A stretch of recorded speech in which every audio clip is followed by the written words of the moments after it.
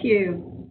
This is Beth Golding from the State Archives of Florida, and I want to welcome everybody to today's webinar. I think this is the first of our, what will be a series, I think, of State Archives showcases, where we will spotlight individual State Archives programs and the things that they're doing and what they have planned. So this month we are going to showcase California and Louisiana, and we have two presenters who will talk about their programs today. So our presenters are actually two groundbreaking women in their programs. I'll tell you a bit about them, and then we can get started with their presentations. Our first presenter will be Catherine Newsome, who is the State Archivist and Executive Director of the Louisiana State Archives, which is a division of the Louisiana Secretary of State's office. Catherine is the first female and first attorney to hold the position of State Archivist in Louisiana. Prior to joining the Archives team last year, Catherine practiced law, focusing on the needs of small businesses and government clients in the areas of civil and criminal litigation, election law, and public records litigation. Her other legal experience includes serving as Assistant District Attorney for the East Baton Rouge Parish District Attorney's Office, focusing on domestic violence and sexual assault cases. And Catherine lives in Baton Rouge with her husband, Saul Newsome, who is an international law attorney, and there are three children, ages 4, 3, and 2. So I am guessing that Catherine will also be wearing a tired mom costume for Halloween. And our second presenter is Tamara Martin, who is California's State Archivist and is the youngest woman ever to hold that position. Tamara joined the State Archives in 2014 and served as acting State Archivist starting in April 2019 before being appointed State Archivist in September 2019. She has extensive experience training employees on archival and museum administration and best practices, records management, policy development, grant funding, project management, and public records. And prior to joining the California State Archives, Tamara worked for the city of Napa, coordinating the city's retention of archival records, training staff on records management, and implementing citywide records retention schedules. She's also worked as an archivist with the Alabama Department of Archives and History, providing records management and appraisal expertise, training, and guidance to Alabama's state and local government agencies. Tamara earned bachelor's and master's degrees in history from American Public University, and she lives in Sacramento with her husband, son, and daughter. So I guess there are a lot of tired mom costumes to go around. And with that, I am going to turn it over to Catherine for our first presentation of the day. Well, thank you so much, Beth. I really appreciate it. I now have the circle dot of control, so I'm going to go to my first slide and get us started. I just want to say first, welcome, colleagues. I feel very honored to have the opportunity to address CoSA, even though I've only been a member of the archival community for about a year and a half. I've already had the privilege of meeting many of you either in person or virtually, and I'm really looking forward to briefing everyone on Louisiana State Archives, where we've been and where we're going. So let's jump right in. Challenges in 2020 have hit institutions across our country, and the Louisiana State Archives is no different. However, in 2019, new leadership at the Louisiana State Archives brought many changes for our organization and our vision. Programmatic review, reorganization, and employee empowerment has catapulted the Louisiana State Archives out of a rut and into the now. Time for change. I have to give great kudos to the amazing staff here at the Louisiana State Archives. We have a great mix of seasoned veterans and newcomers on staff, and they've really embraced me with open arms, which is not easy when an outsider is brought in. I tried to bring a fresh perspective to allow critical evaluation of our programs from top to bottom, but I'm constantly reminded, and I will never forget, that you do not know what you do not know. So I have great respect and appreciation for the employees of the archives, the Louisiana Archival, our national counterparts, for everyone's willingness to do so much information sharing, especially over these past months where that's been a little bit more difficult. Our team has created new goals and new initiatives by tapping into better knowledge base mixed with some of our new perspectives. And boy, were we rocking and rolling. And then 2020, which has challenged us all in new ways. And meanwhile, here in Louisiana, we were dealing with everything that 2020 poured on us, which included the coronavirus and Hurricanes Laura and Delta, only to name a few of the very dumbfounding anomalies of this year. And the year's not even over yet. But these events have only reaffirmed our necessity for resilience, reviewing past actions with a clear eye and truly trying to lay the groundwork for navigating our future path. COVID was particularly difficult for our staff because we really are used to patron interaction. We have a good bit of daily traffic here at our library. In addition, our exhibit hall and art gallery always bring groups of various ages and interests. We also have a very large auditorium, which holds meetings for local civic groups, agencies, and even social functions. So closing our doors in March was very hard. Luckily, we were one of the agencies that were allowed to reopen pretty early on. About the first week of June, we were allowed to have research appointments in our library, which was great. And meanwhile, while we're not back to normal yet, by any means, we are starting to hold some events now. Currently, we're holding early voting here for the November election at the Archives. The Archives is one of the largest early voting sites for the state of Louisiana, and we've been breaking numbers this week. So I'm very proud of my staff for assisting Louisianians in all aspects of our government and right now in voting.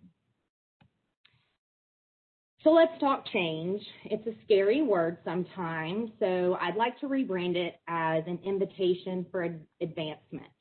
So stop and think, how does your organization measure success? Are y'all able to hear me?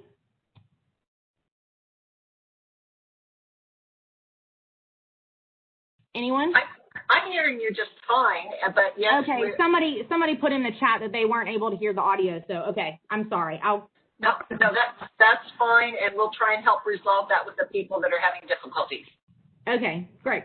So I started my journey at the Louisiana State Archives in an investigation mode, and nothing was off limits. I interviewed every employee, all 35 of them, multiple times. I wanted to know each person's strengths and weaknesses, and I spent a good bit of time evaluating programs, projects, and processes. I asked, what at the Louisiana State Archives can we do to really measure our success? Where are we focusing our resources? Human resources, financial resources, what are we investing in? And will those investments get us to our goals?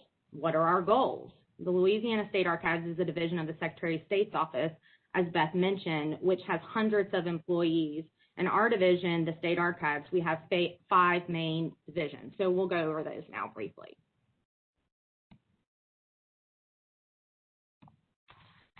So first is our archives department, which I'm sure everyone is familiar with. It's the permanent records, our permanent collection, and we have the cataloging and conservation section. We have our exhibits department, which we really just relaunched this last fall. We're doing rotating exhibits every 6 months. And our multimedia department, which has our audio and video collections. Also, we have a reference department. This is really our public face of our facility. We serve visitors both in person at our research library in Baton Rouge and with our online databases. About 80, I would say, to 90% of the people who come in person to our research library are coming to do vital records research, but we do have other library services. And our research department also helps us with our public outreach. Our imaging and preservation services section, which used to be called microfilm but was renamed by the state legislature in 2019, is our conversion services department. We still have a very active microfilming department that handles paper conversion to microfilm or digital, and we can convert microfilm back to digital with our production level microfilm scanner that we just bought this year. Oops, going back. Next is our record services department, We serve through that department the 4,000 agencies of the state of Louisiana through records management, and also for statewide agencies, we have a record center where we we have a warehouse where people can store their temporary records with retentions of less than 10 years, and we do disposal services as well. Lastly is our executive or administrative services department. We handle all the official relations, policy and budgets, legislations, legal obligations, public records requests as they come through, and also our facility management and capital outlay projects. So here is, for the visual learners, a organizational chart summary. Each bubble doesn't necessarily represent only one person, but it does give you an idea of our structure. This is not what the chart looked like when I got here in August of last year. One of the main things that I did that I think affected the biggest change in our effectiveness and efficiency is creating an archives manager position. This is functionally the deputy archivist, and prior to January 2020, the position did not exist here. I really saw a need to have a manager in place to oversee supervisors, to assist both supervisors and employees in setting goals and managing performance.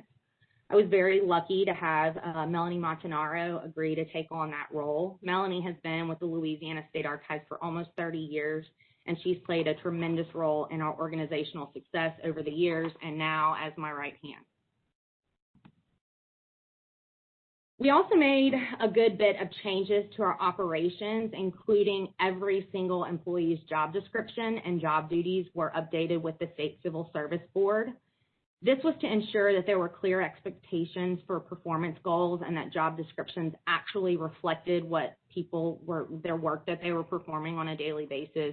I really believe that individual empowerment is vitally important to an organization's success, and that was part of that process.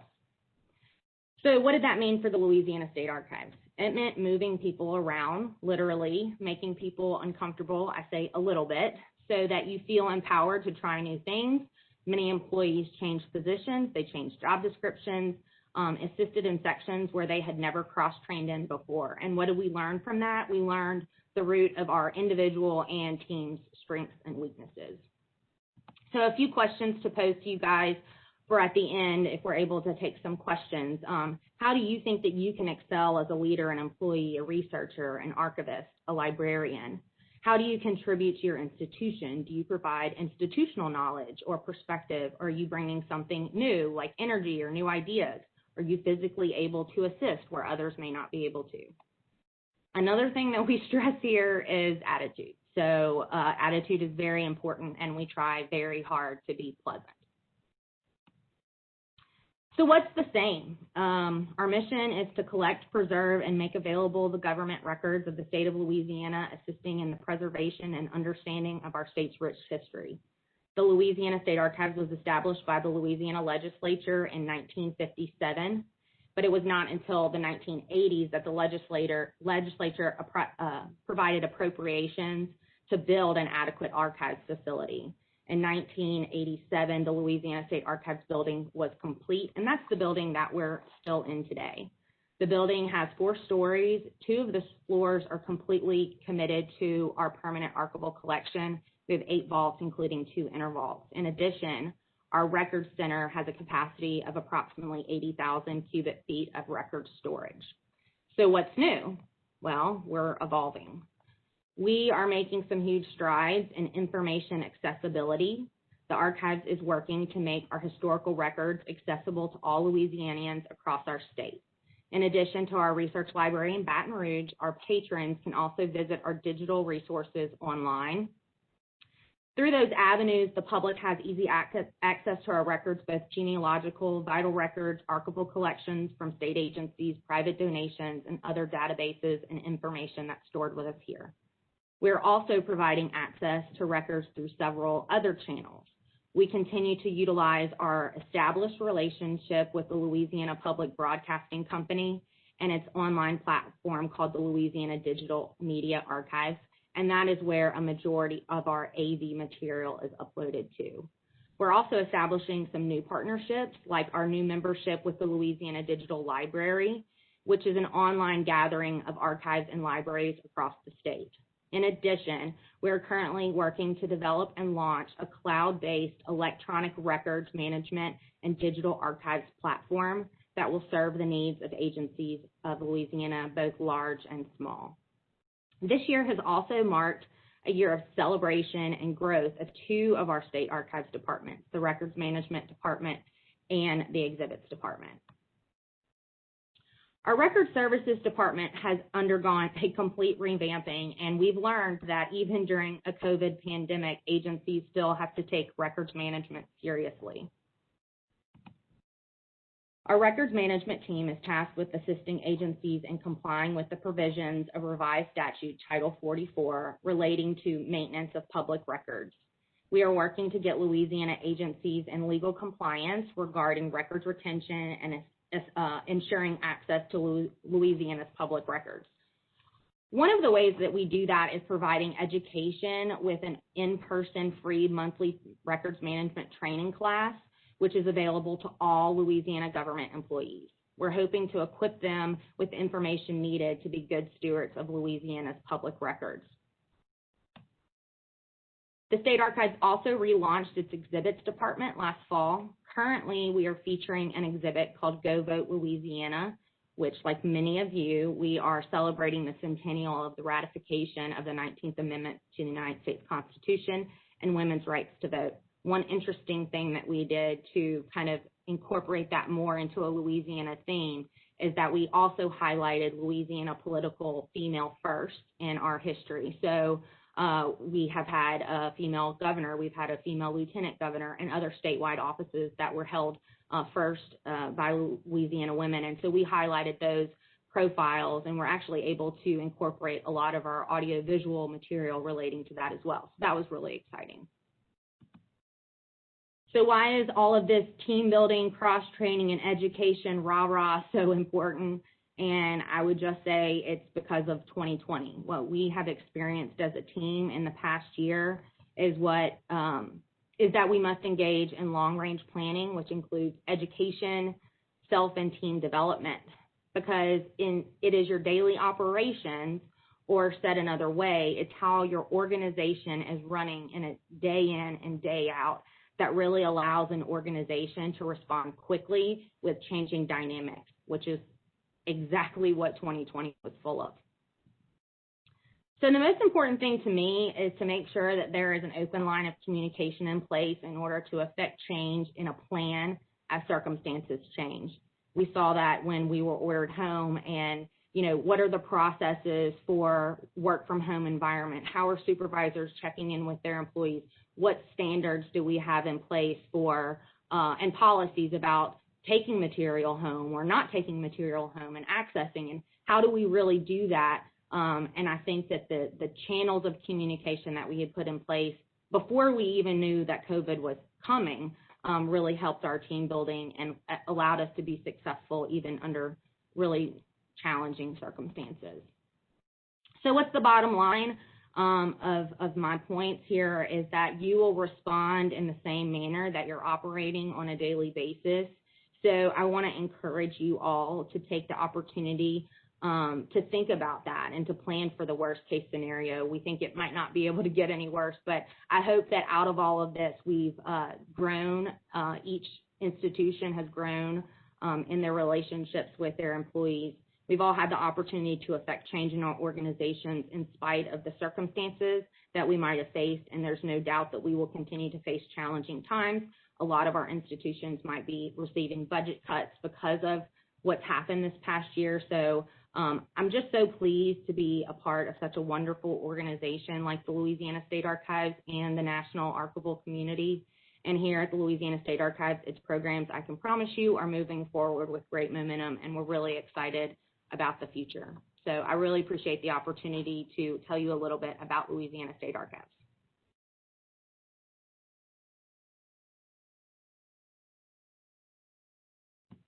I think now I'm gonna push the control button, or Becky will push the control button over to Tamara, and I look forward to what you have to tell us about California.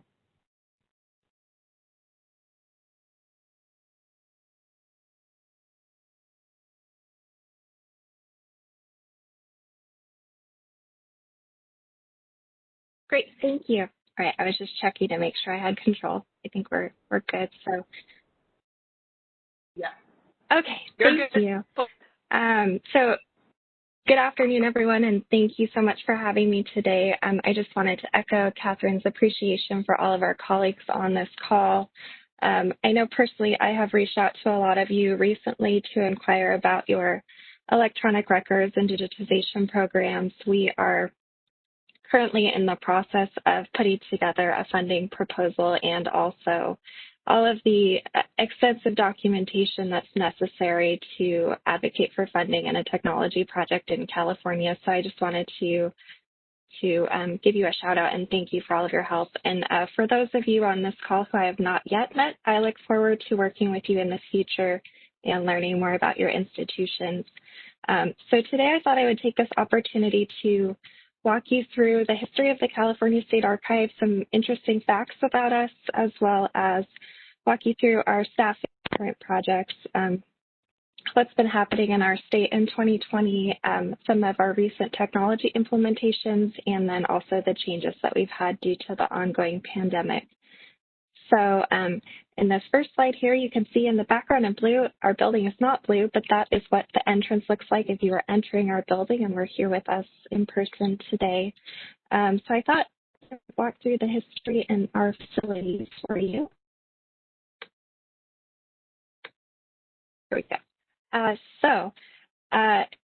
This year we are celebrating 170 years of California's state archives. We're very excited. It's a big milestone for us.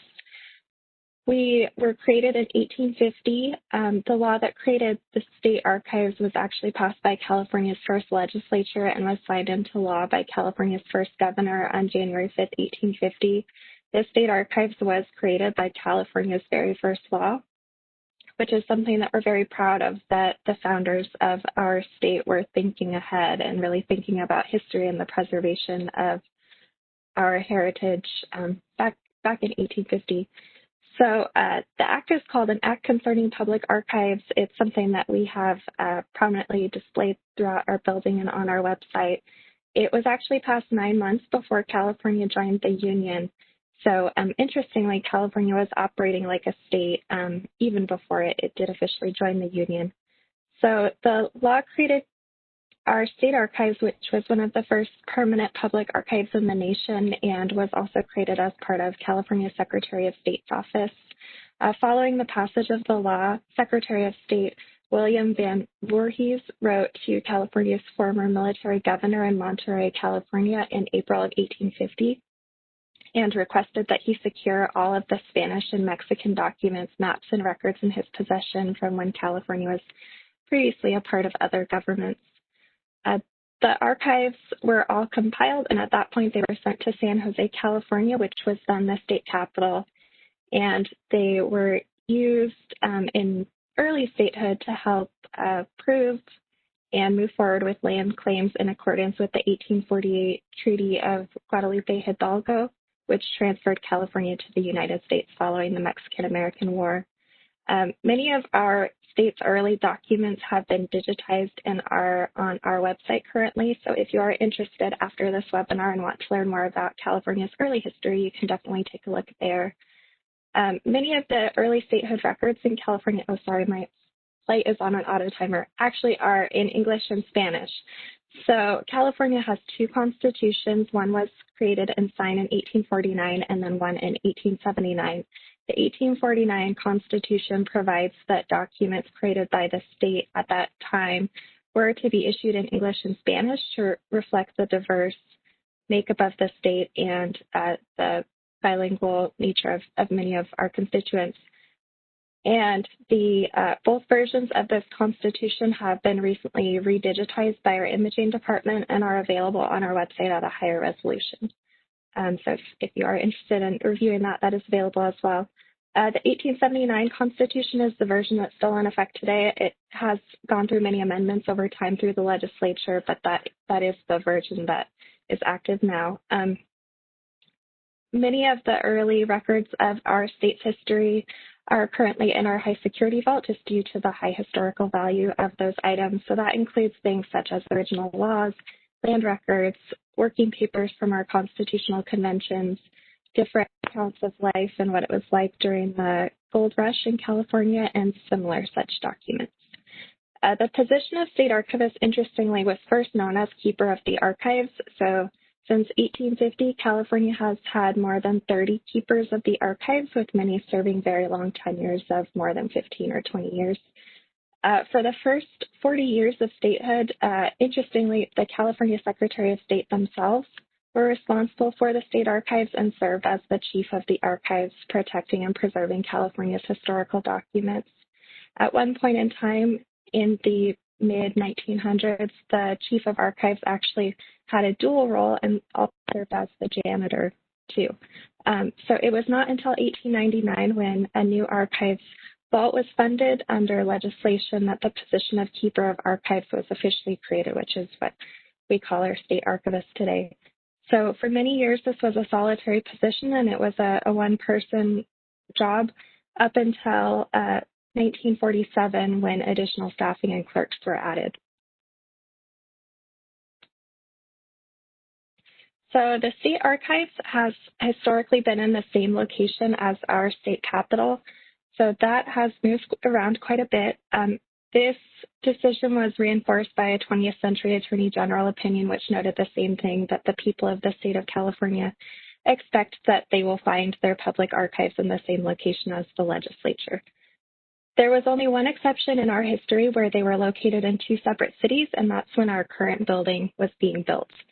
So you can see on the map on this slide, we have actually been in 9 different locations, which included Monterey, California, San Jose, Vallejo, Sacramento, Benicia, Roseville, and then we've been to a couple of the cities several times.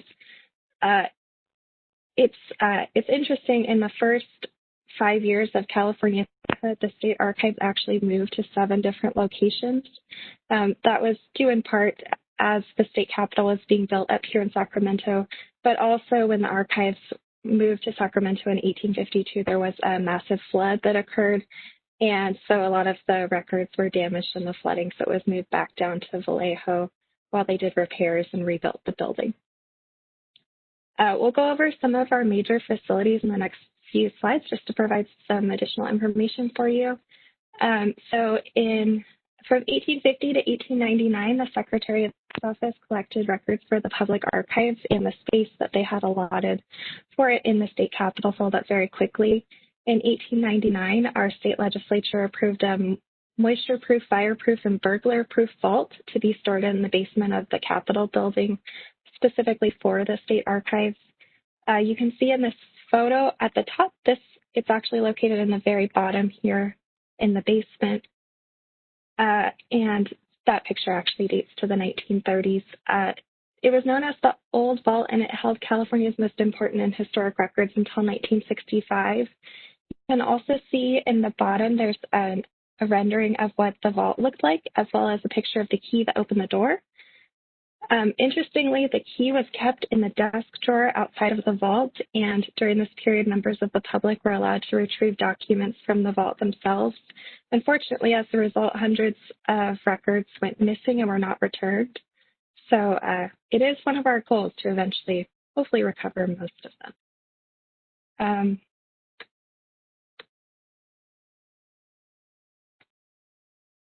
So by the turn of the 20th century, the state archives vault in the state capitol building was overflowing, and during a 1914 inspection of the space, it was noted that it had discreditable congestion around the vault and surrounding rooms of the state capitol. In the 1930s, the Secretary of State's office began to transfer these documents to a warehouse in downtown Sacramento. This warehouse that they moved to was built in 1915, and unfortunately, just due to the time period, this warehouse had no security or temperature controls. You can see in the picture on this slide what that space did look like. You can see some shelving that was installed and also stacks and stacks of boxes. And also, just to provide some context from the previous slide, this was during a time period where this was managed and run by one person. And then California Secretary of State Frank Jordan sponsored several bills in the mid-1940s to increase funding for the archives. So in 1947, the Central Record Depository was added within the Secretary of State's office, which provided additional funding in our budget to hire those additional staff members. And the archives was continued, it continued to be professionalized and modernized in the middle parts of the 20th century. When that space was full, the archives then moved to the state printing plant, which is on the site that our building is currently today.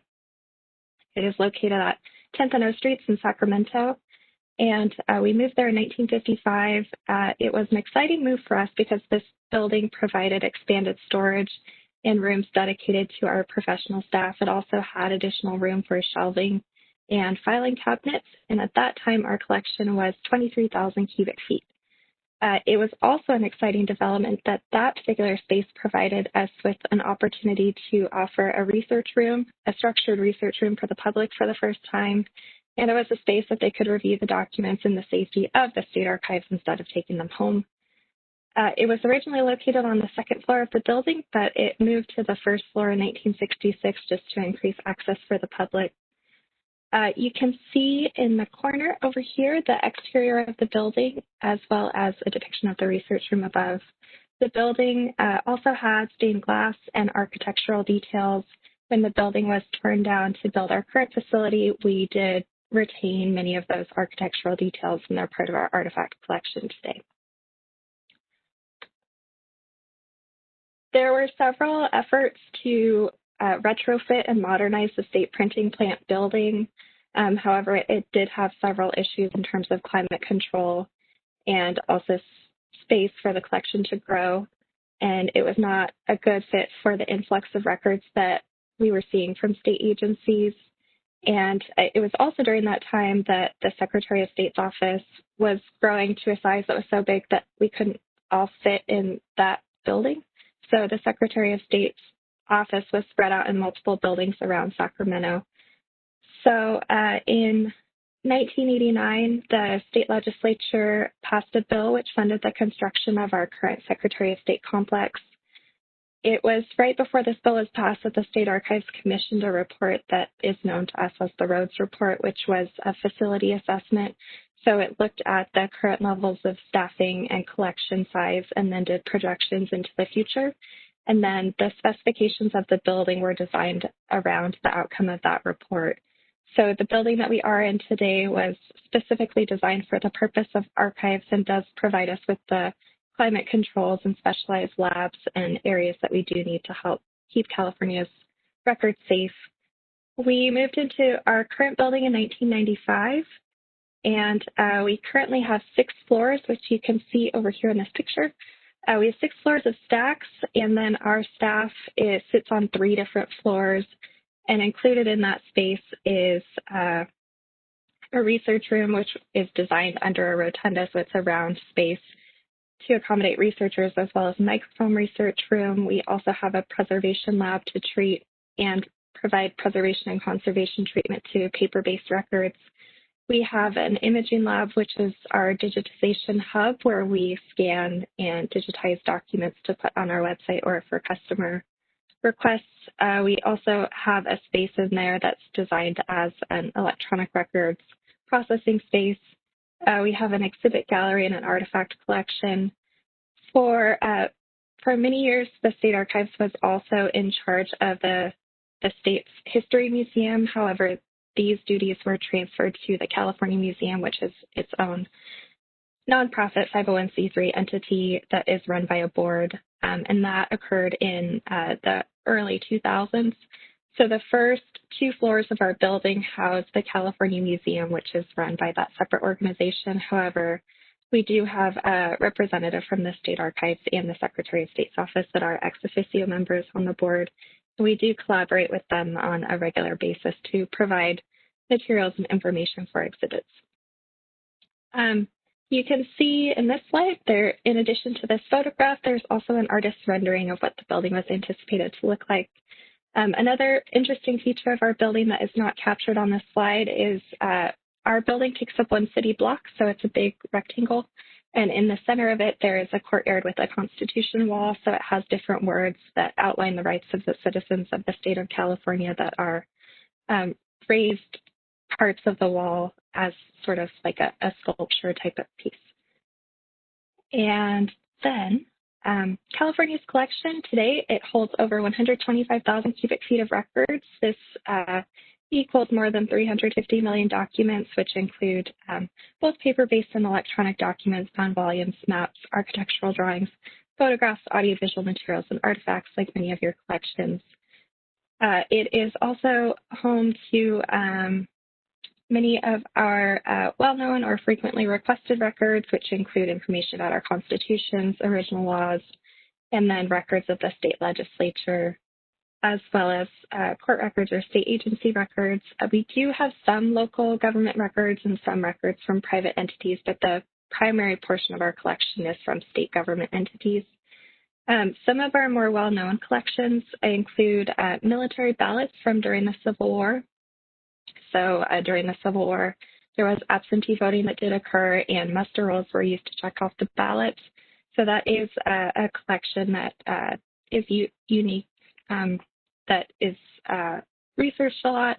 We also have the Theodore Judah map, which is a very long 66-foot map that shows the proposed line of the Transcontinental Railroad over the Sierra Nevada mountains in California. We're also the official repository for the Robert F. Kennedy assassination investigation records and also ledgers of state business. We are continuously digitizing and expanding our online resources and access to collection materials for all Californians. We are a very large state, and so we want to make sure that we are not providing any sort of physical or monetary barriers to individuals being able to access that information. In 2016, we developed out a partnership with Google Arts and Culture Institute to develop online exhibits that would be featured on their website, and we continue with that partnership today. Today, we've released over 20 different exhibits. We've also been utilizing the Omeka software for collections. So we've used that for a couple of different collections recently, including our trademark collection and several photograph collections. We will also be using it to release information about land grants from our high security vault soon. And then we utilize the Eloquent system for our online catalog, which we call GenCat. And that's where members of the public can search our catalog or look for more information. We are beginning the process of integrating digitized records into our catalog, so that's something to look forward to soon as we work to integrate that and additional records into Omeka. The State Archives is also responsible for California's records management responsibilities. So we administer our State Records Management Act, and we work with all 234 state entities, as well as courts, local governments, and any other special districts or similar entities. The unit that works specifically on this assignment is called our Records Management and Appraisal Unit. It's comprised of our Records Management Program, which is CalRIM, or the California Records and Information Management Program, which is a team of 7 analysts. And then we also have our State Records Appraisal Program, or SRAP, which handles the appraisal of state records and identification of records that should come to the state archives. The Records Management and Appraisal Unit assists all state entities with developing out efficient records management programs. The records management duties officially came over to Secretary of State in 2014. They were previously with California's General Services Department. So our team assists with records retention schedule development and review for state entities. We also offer 7 different records management classes as well as site visits. We've recently updated and developed out a records management toolkit to assist records management coordinators at all of the agencies, which includes a records management and electronic records handbook, some checklists, and other tools. We do work very closely with our Department of General Services State Records Center. Interestingly, in California, the Archives and our Records Center are 2 separate entities. So the Records Center is still under the purview of our General Services Department. So We also administer the local government records program, so we provide guidance on our website for local entities, and part of that is developing out regulations on trusted systems too. So I figured next I could go through really quickly for you some additional information about our programs and staff. I did want to also echo Catherine's kudos to staff. At the State Archives here in California, we do have a combination of seasoned and new staff, and all of them have been working so hard and pivoting and really adapting to the challenges of 2020. I know it's been very tough on all of us, but our team here has definitely taken it in stride and has come up with a lot of new and innovative ways to meet the challenges that we're seeing every day. So over the past 2 years, our team has also undergone a lot of change, very similar to Louisiana. We went through a massive reorganization in 2018. We're responsible for over 25 different program areas, and they were previously assigned out to individual staff members. And in 2018, when we did a reorganization, we moved everyone onto these program teams. And then we switched the responsibility of programs from individuals to teams, with different individuals serving as project leads or program leads as necessary to help complete some of the projects. This was intended to not only improve communication across the teams, but help provide additional resources for some of the bigger projects that we were working on pushing forward. Since 2018, that occurred in early 2018 in February. So since then, we've also undergone a few additional organization changes as we have sought to refine our org chart and really work towards making sure that we have the appropriate number of staffing resources and the right level of classification on each team. After my appointment last September, we also began doing some strategic planning. So this is what we called at the time our archives in 2020. So each team worked on developing out their team's goals for the year, which fit under our overall overarching goals for the division. And then over the course of this year, we've been working to meet those and then also adapting just due to the current ongoing pandemic. When I was first appointed, I was the only manager at the State Archives, so one of my first focuses was really building out the management team. We do have 5 managers on staff here. We have myself, and then we have our Assistant Division Chief, Natalia Vicente, and then we also have 3 first-level managers. We have also been focusing a lot on hiring in general and just making sure that we're filling vacancies. We've been fortunate enough to receive some additional funding for positions recently, so just trying to fill those and get new staff trained and up to speed and integrated into the team has been a focus recently. We are also working as an agency to work on succession planning, so making sure that we're eliminating key dependencies across the board, making sure that there's not one person who is the only person who knows how to do any given task or procedure, so that when staff do go on vacation or do move on to other agencies or retire, that we have the appropriate procedures and coverage in place so that there's no lapse in business.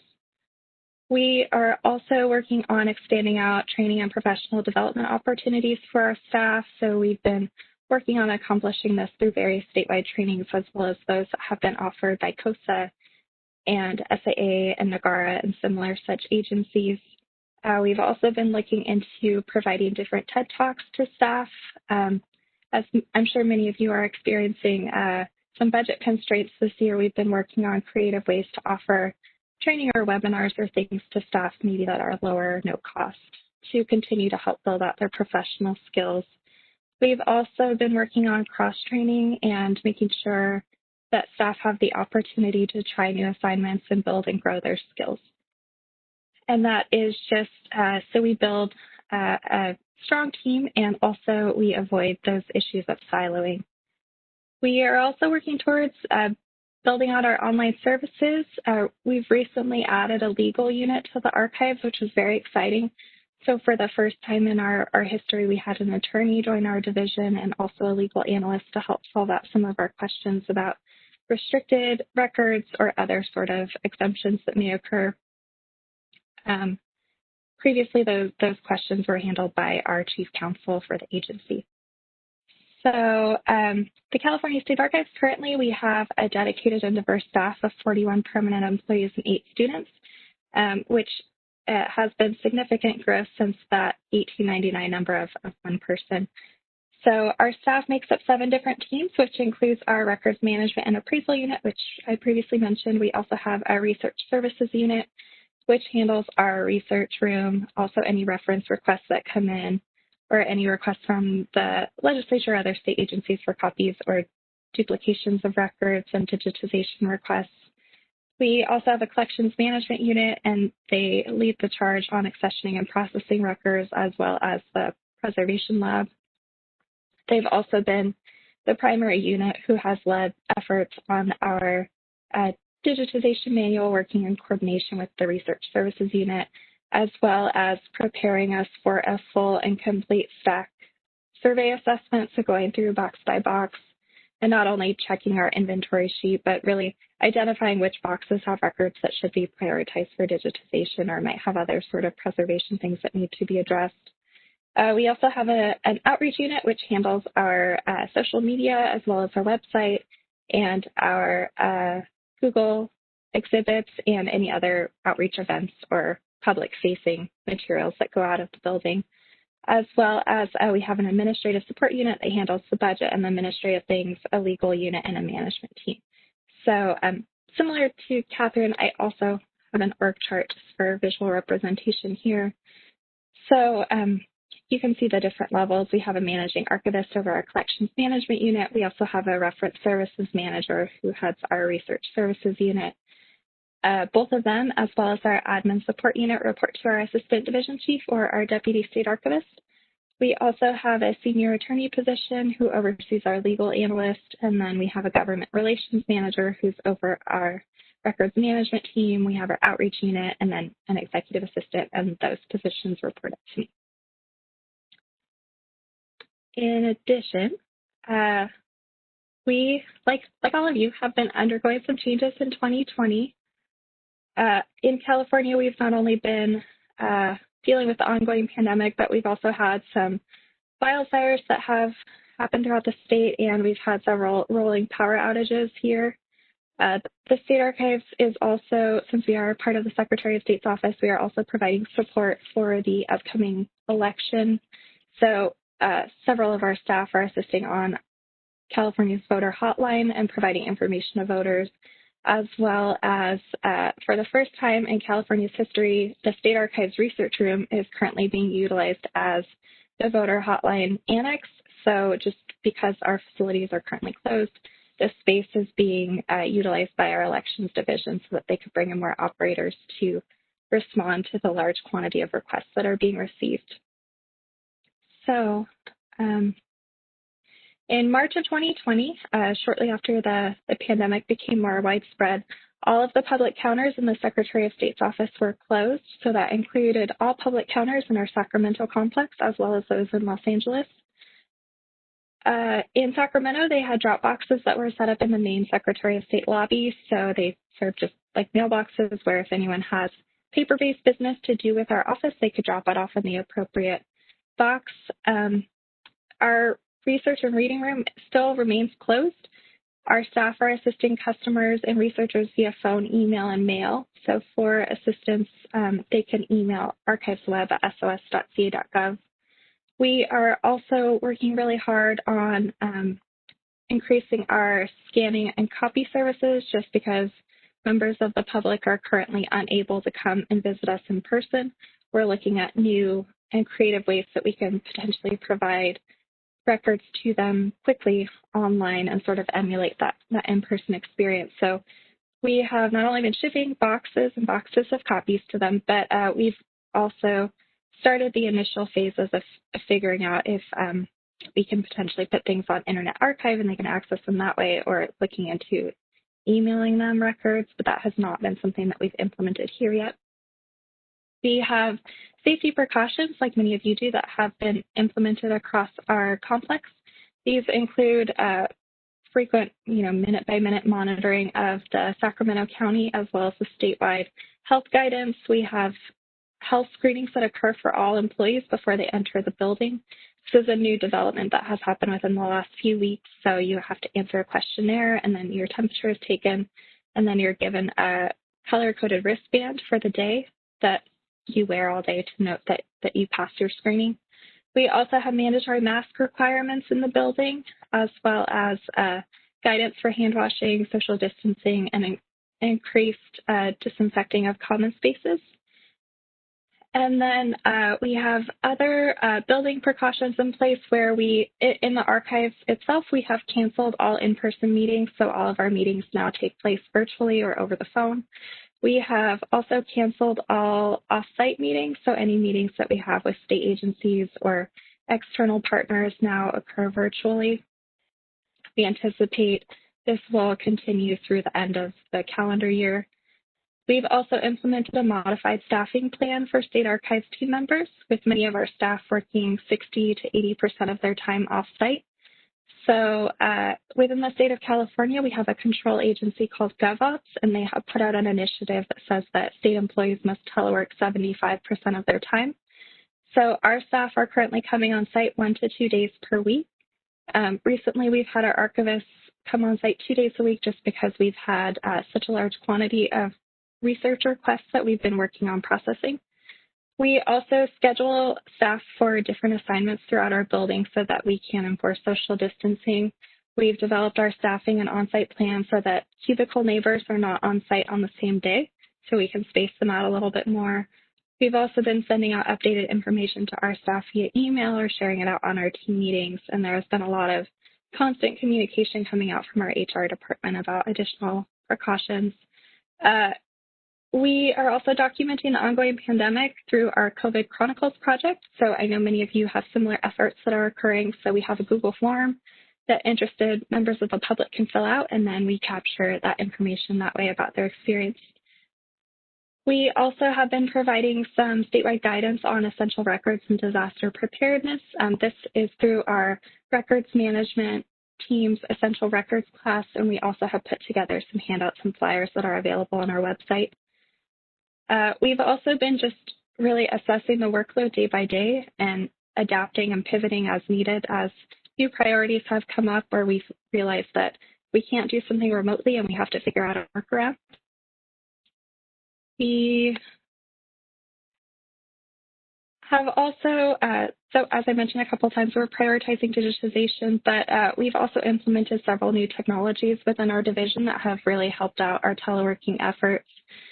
So those include Microsoft Office Teams, which we use for our either daily one-on-one calls with our staff or daily or weekly meetings that we have with our different teams, as well as meetings that we host with external partners. We also use WebEx for our training classes with state agencies or other partners. We've recently, as of yesterday, implemented a statewide update to our records management forms processing, where all forms are now required to be submitted to us electronically, and then state agencies sign them using DocuSign. The state of California's control department for technology is called California Department of Technology, and they are working on implementing Microsoft Teams across the state. So in early 2021, we are anticipating that that will be a statewide shift so that we can start hosting meetings and trainings using that platform. We're also documenting state telework efforts and the transition to new technology for different state agencies, and working with all of the over 200 state agencies to make sure that that's recorded on the records retention schedule. And then I know we are running out of time, so I will just wrap up really quick. We've also rolled out some additional new online resources, and then have been working really hard to provide online events that members of the public can continue to engage with us in. And then we're also in the future looking toward 2021, looking at implementing additional expanded technology. We're hoping to automate our forms, also looking into blockchain, looking into ways we can incorporate AI into our processes so we can not only streamline for our staff, but also assist our customers and provide them with more information online. And so, again, I just wanted to thank all of you for your time, and please let me know if you have any questions.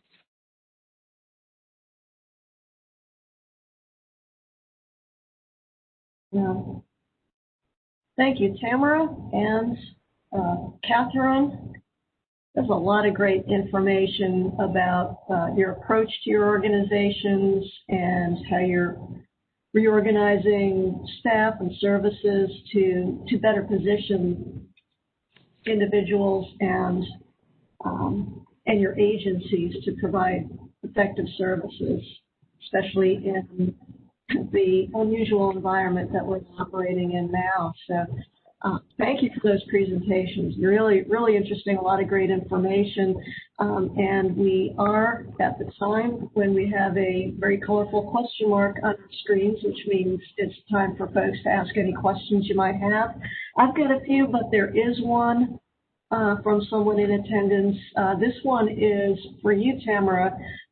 They're asking if the 7 CalRIM analysts focus more or primarily on statewide agencies rather than local agencies. You had mentioned offering online guidance to the local entities. So that's a great question. Of the 7 analysts, 6 of them focus primarily on state agencies, so they are each assigned certain agencies that they engage with on a daily basis. And then we have 1 analyst who has recently joined our team as of June, who focuses primarily on local government guidance. So that analyst is specifically responsible for updating the guidance and information, but we do have information online for state agencies as well. Great, thank you. If anyone else has any questions, if you want to go ahead and type those in chat, we can answer those for you. Meanwhile, I've got a question for both of you, or for whoever is brave enough to answer. And that is, Tamara, you had mentioned budget constraints that I think we're all facing to some degree. A lot of states are facing budget holdbacks or cuts, furloughs, layoffs this year, and projecting more of the same for maybe another year or two. Can either of you talk about what your budget situation looks like in your state and for the archives in particular? I'd be happy to talk a little bit about that briefly. Uniquely, Louisiana, although the state is having some budgetary issues, I think, like California, I think we're quite lucky to be a part of the Secretary of State's office. I think that because a lot of cultural and historical institutions across our country are low on the totem pole, they tend to get cut. But because no state wants to cut their elections budget, we as a unit get the benefit of being funded through the Secretary of State's office. I actually great outlook right now for fulfilling vacant positions that we have and continuing our projects. We had a really good surplus of funding this year. We were able to buy a lot of new digitization equipment, and so I really hope I'm not jinxing myself, but I think things look pretty good for us, so I'm excited about that. Good. That's good to hear. Tamara, did you want to talk about that as well? Sure. So in the state of California, our fiscal year starts in July, and as of July 1st, all of our state employees took a 9% pay cut, and so they were all given 2 furlough days per month to accomplish that. So we're facing some additional staffing constraints this year just with staff on furlough days. In addition, most state departments throughout California have taken at least a 5% reduction in general fund funding.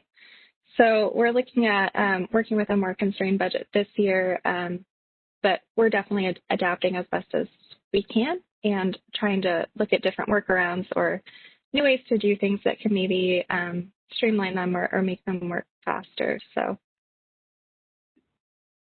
Oh, that's a pretty good cut there, or bad cut. That's a big hit for people. That's unfortunate. And we still do have a minute or so if anybody has any more questions. I don't see anything. So if I could just ask Catherine one more question before we wrap up. Just wondering briefly what brought you to archives? You have a pretty extensive legal background, so I'm wondering how you came to where you are now. Oh man, if we had a long time, I could tell you the truth. The short version is that in my legal career, I had a huge fascination with public records and the right of information to be available to the public. My undergraduate degree is in journalism, and I started out my career as being a newspaper reporter. Went on to law school so that I could understand more about the rights of the public to have information.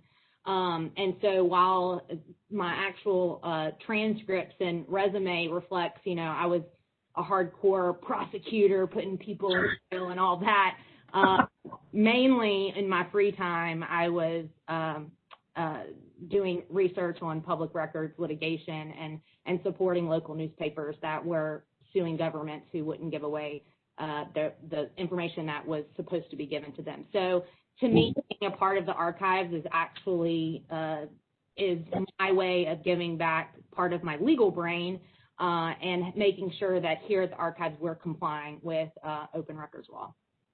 Wonderful. Wonderful. We'd love to hear more about that sometime in another webinar, perhaps. I don't see any more questions, so thank you both again, Catherine and Tamara. Great presentations. And I'm going to pass this back to Barbara, who will take this all home for us. Actually, it's going to be me today, but that's quite all right. Thanks, Beth, thank you both presenters. It's so very interesting to learn about your individual institutions, what you share in common and what's different. So where we're going next is just to remind you that if you enjoyed today's webinar, we hope you'll join us for additional webinars we have coming up. Our State Electronic Records Initiative has 2 more webinars this year, and registration information is there. And then we have one more showcase next month. We're going to showcase Utah and the District of Columbia. So we hope you'll come back and join us for those presentations as well. Another new feature we have at CoSA is a little program called In Conversation With. And as part of the NEH CARES grant, we've started having 40-minute conversations one-on-one with some of the interesting people in the archival world. And we started with Steve Murray of the Alabama Department of Archives and History, and also Helen Wong-Smith. So we hope you'll check those out on our link and check out those conversations. And if you have some ideas for future conversations, please let us know that as well. As always, please stay in touch with us, and there's lots of ways to do this, from our website to Twitter to Facebook to our website and all kinds of places. So just stay in touch with us.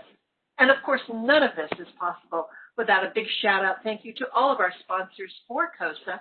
We appreciate everything that they do for us and allow us to do for you. And finally, we appreciate your evaluation of this website. The information you give us helps our education committee actually be able to plan more webinars and takes what you say into account. So we'd like to thank everyone for joining us today. We appreciate your time. Tamara and Catherine, thank you so much again. We appreciate that. We hope everyone has a great day and work on those Halloween costumes. So everyone, take care. We'll see you at the next webinar. Bye-bye.